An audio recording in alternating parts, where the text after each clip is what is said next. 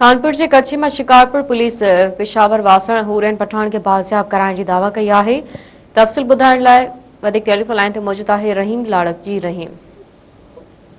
जी, खानपुर तालके जे कच्चे वारे इलाइक़े कोटशाहू थाणे जी हद में जो है गुज़िरियल 2 ॾींहनि खां एसएसपी शिकारपुर मोहम्मद कलीम मलक जी अॻुवाणी में पेशावर वासण जेका कराची में 11 वरनि जी निगरी नौकरी जे बहाने जो है उनके अगवा कयो हुयो हुरम पठान के, जंहिंजी बाज़ियाबी के हवाले से गुज़िरियल 2 ॾींहनि खां जेका पुलिस की ऑपरेशन जारी रही है, जंहिंमें गुज़िरियल ॾींहुं जेको पुलिस कार्रवाई कई है उनमें यासीन दोहारी है बंगुराणी उनके पुलिस मुक़ाबले में मारियो ऐं हिक लाहौर जी रवासण निंगरी के बाज़ियाब करायो वियो हुयो। ऐं अॼु वरी ॿीहर जेको आहे एसएसपी शिकारपुर मोहम्मद कलीम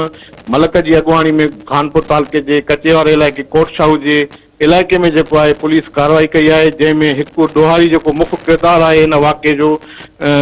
वहीद उर्फ मुला जेको आहे उनके पुलिस मुक़ाबले में मारियो वियो आहे ऐं पेशावर वास निंगरी जेकी आहे 11 वरनि जी हुरम पठान जंहिंखे पुलिस बाज़ियाब कराए वरितो आहे। पुलिस दावा कई है तो गुज़िरियल 2 ॾींहनि खां जेका ऑपरेशन हले पई उन में पुलिस के जेका कामयाबी मिली है उहा निंगरी जेको आहे बाज़ियाब थी वई आहे। ऐं इहो भी मां ॿुधाईंदो हलां त इन निंगरी जी बाज़ियाबी के हवाले सां असेंबली में भी आवाज़ उथारियो वियो हुयो ऐं अॼु कोयटिया सां जेको आहे हज़ारनि जे तादाद में पठान बिरादरी जा जेके हथियारबंद हुआ जेके पुलिस सां गॾिजी जेको आहे निंगरी के